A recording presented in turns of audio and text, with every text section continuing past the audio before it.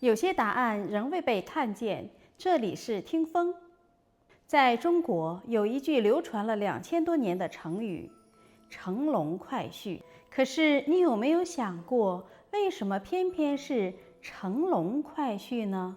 为什么中国人的婚礼上少不了龙和凤？新娘要戴凤冠，婚房贴着龙凤呈祥，新人点起龙凤蜡烛。许多地方甚至连喜被、喜服也都绣着龙凤图案。这些习俗究竟从何而来？它们只是古人的审美吗？答案或许就藏在秦国，藏在一位公主的身上。相传秦穆公有一个小女儿，出生后抓周时就喜欢上了一块玉，所以秦穆公便为她取名弄玉。弄玉自小就很聪慧，姿容清雅，更难得的是她酷爱音律，尤其喜欢吹笙。秦穆公便命工匠把那块碧玉雕成了一只玉笙送给他。从此宫中最动人的声音往往从弄玉的闺阁中传出。弄玉吹的笙清越悠扬，宛如凤凰长鸣。因此秦穆公特地为女儿建造了一座凤楼，凤楼前又筑起了高台，称为凤台。转眼之间，弄玉到了谈婚论嫁的年纪。秦穆公希望女儿挑选一位诸侯公子，将来可以继承家业，也可以巩固邦交。可是弄玉却拒绝了，他只说了一句话：若不能与我笙箫相和，我宁可终生不嫁。秦穆公派人四处寻访，天下才俊不少，可始终没有一个人能走进弄玉的心。就在所有人都以为这位秦国公主恐怕一时难以出嫁的时候，一件意想不到的事情发生了。一天夜里，月色如水，弄玉独自站在凤楼之上，焚起一炷清香，轻轻吹起手中的碧玉笙，悠扬的笙声在夜空中回荡。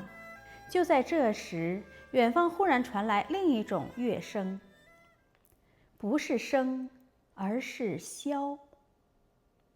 那箫声悠扬空灵，仿佛隔着千山万水，却又像近在耳边，与它的声声自然唱和。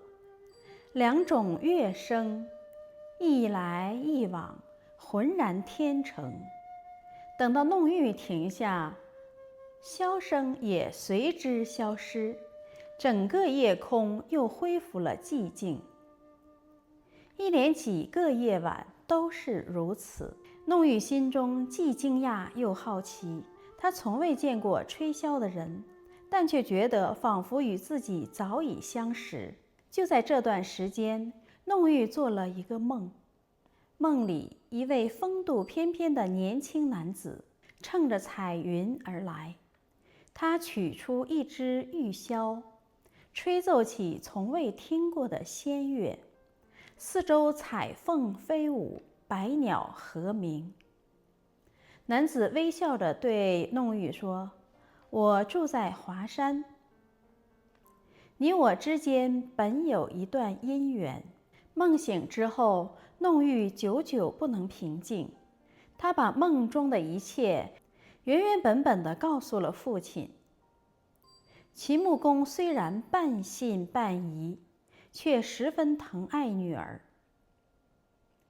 既然梦中提到华山，便派大将孟明前往华山寻访。孟明一路翻山越岭，四处打听，终于在华山明星崖找到了一位青年隐士。此人凤冠鹤氅，神采飘逸，气质出尘，正是梦中所见之人。他的名字叫做萧史。孟明诚心相请，将萧史迎回秦宫。中秋之夜，秦穆公亲自设宴，请萧史吹奏一曲。只见萧史拿起玉箫，轻轻吹起。第一曲清风徐来，第二曲彩云聚集，第三曲白鹤盘旋，孔雀飞舞，百鸟齐鸣。整个宫殿仿佛不在人间，满朝文武无不惊叹。秦穆公终于明白，眼前这位青年正是女儿一直等待的人。不久之后，秦穆公便将弄玉许配给了萧史。这段姻缘不像诸侯联姻，也不是门当户对，而是因为一枝笙，一枝箫，以及彼此都能听懂对方的乐声。婚后，萧史并没有留恋宫廷的荣华富贵，他每天除了吹箫，还教弄玉音律，两人常常相对而坐，一人吹笙，一人吹箫。乐声此起彼伏，仿佛不是两个人在演奏，而是一首乐曲在自己流淌。日复一日，年复一年，弄玉的技艺越来越精妙，他吹出的乐声竟与凤凰的鸣叫几乎没有分别。相传，每当夫妻二人合奏时，常有凤凰盘旋在空中，久久不肯离去。因此，人们便把这座高台称为凤台，而吹箫引凤也从此流传于后世。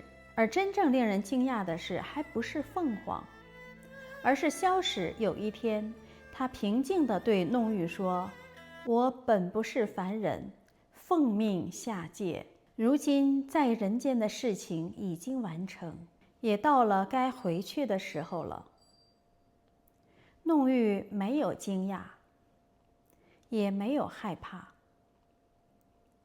只是轻轻地点了点头。他早已知道，眼前这位男子从来就不是一个普通的人。那天夜里，夫妻二人依旧坐在凤台之上，一人吹笙，一人吹箫。乐声刚刚停下，忽然夜空中一道紫光划过，一只彩凤缓缓落在凤台左侧，紧接着金龙腾空而来，紧接着一只金龙盘旋在凤台右侧，龙吟凤鸣，响彻夜空。萧史望着弄玉，微微一笑，没有太多言语。弄玉也没有回头，没有留恋宫殿，没有留恋荣华。他带着自己的玉笙，跨上彩凤，萧史手持玉箫，乘上金龙，在无数人的惊叹中，龙凤双飞，直入云霄，从此再也没有回来。第二天，秦穆公才知道，女儿和女婿已经乘着龙凤离开了。宫人百姓都亲眼看见龙凤腾空，祥云环绕。消息很快传遍了整个秦国。秦穆公沉默了很久，最后轻轻叹了一口气。秦穆公说：“原来神仙之事原来是真的。”后来他命人在华山修建寺宇，纪念萧史和弄玉。相传华山中峰后来因此被称为玉女峰。直到今天，那里仍有玉女峰、引凤亭、品霄台等古迹，默默诉说着这个流传了2000多年的传奇。故事到了这里，或许有人会觉得这只是一个美丽的神话。可是神话最有趣的地方，往往不是故事本身，而是它留给后世的影响。2000多年来，中国人的婚礼一直保留着许多相同的元素：新娘佩戴凤冠，新人点起龙凤烛，喜服喜帐常常绣着龙凤呈祥。而一位品德高尚的女婿，人们仍然称他为乘龙快婿。原来这个我们耳熟能详的成语，并不是一句吉祥话，而是来自一段流传了2000多年的故事，一段吹箫引凤、乘龙而去、白日飞升的传奇。唐代大诗人李白也曾写下《凤台曲》：常闻秦帝女，传来凤凰声。人吹彩箫去，天界绿云还。短短几句，便把箫史弄玉留在了人们的记忆里。也许真正流传千年的，并不是爱情，也不是乘龙快婿这4个字，而是古人对婚姻的理解。